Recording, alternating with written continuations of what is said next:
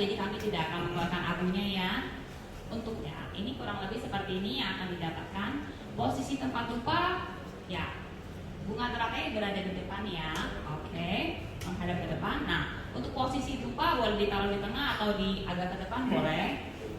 Nah, kurang lebih seperti ini. Nah, jika nanti seseorang di rumah mau mulai memasang altar kecil, saat dupa dituangkan mungkin masih agak renggang atau tidak rata. Di sini fungsi perata dupa itu ya. Jadi nanti kita akan meratakan, lalu diratakan dengan perata dupa. Oke. Sesudah semua oke, kita boleh mulai memasang dupa. Untuk jumlah dupa biasanya 3 atau 1 itu terserah. Jadi tidak ada aturan pasti. Nah, kurang lebih begini cara memasang dupa. Untuk pertama kali bisa. Oke, selamat pagi. Ya, selamat pagi Sisyong. Boleh. Saya mau izin tanya juga untuk altar kecil ya. Kalau misalkan contoh, ini kan saya anak muda ya. Kalau saya anak muda, teman-teman juga banyak nih. Nggak semua di Jakarta tinggal sama keluarga. Betul. Ya kan. Nah kalau misalkan kita Boyo tinggalnya di kos-kosan, berarti kan kalau kos-kosan cuma satu kamar nih. Bagaimana penempatan altar yang ditempatkan di kamar kos? Berarti satu tempat tidur sedang kita. Seperti itu. Saya bantu menjawab ya. Oh ya. Jadi untuk altar kecil yang pertama lebih fleksibel untuk penempatannya, asalkan meja bersih itu boleh. Misalnya meja kos-kosan mungkin ada dirapikan kembali ya. Kurang lebih seperti itu.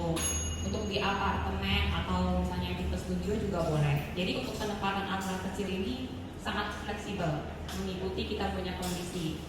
Ya, untuk sementara kita jelasin itu dulu ya. Nanti. Yang penting punya meja aja udah bisa ya. Meja ya, paling bagus sih meja. Jika bisa meja khusus lebih bagus. Jadi misalnya meja yang khusus buat taruh altar kecil, lalu nanti mungkin di sampingnya kita mau menitik Xiaoguangzhou atau apa. Tapi memang jika kondisi tidak memungkinkan, asalkan meja itu bersih, itu sudah boleh. Paling barang-barang kita pinggirin, rapikan aja. Sebenarnya semua tergantung. Gak usah buka tutup gak apa-apa. Maksudnya selalu terbuka. Jadi begini, kalau memang cuma kos sendiri, tidak ada yang ganggu dan tidak ada anak kecil, nggak ada itu. Sesudah selesai pasang dupa habis dan kira-kira sudah lewat dari 10 menit, kita akan tutup dengan kain merah. Kalau memang kamu tidak mau bongkar pasang lagi.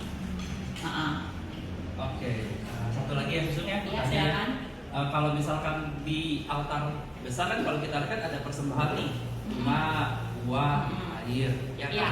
Nah tapi kalau di altar kecil boleh nggak kita meja atau taruh? Mau taruh segelas air supaya nanti mungkin menjadi tapestry itu boleh. Saya mau misalnya taruh bunga, taruh buah itu boleh, terserah. Tapi tidak diharuskan.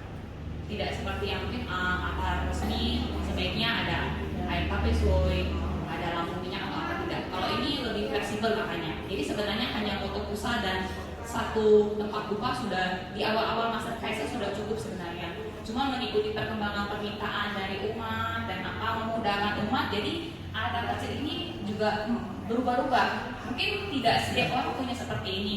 Mungkin hanya yang ada beberapa umat atau relawan hanya foto pusat dan hanya hiolo, tidak pakai kotak. Mungkin ada beberapa mungkin di meja buku atau apa. Jadi sebenarnya untuk altar kecil ini sangat-sangat fleksibel.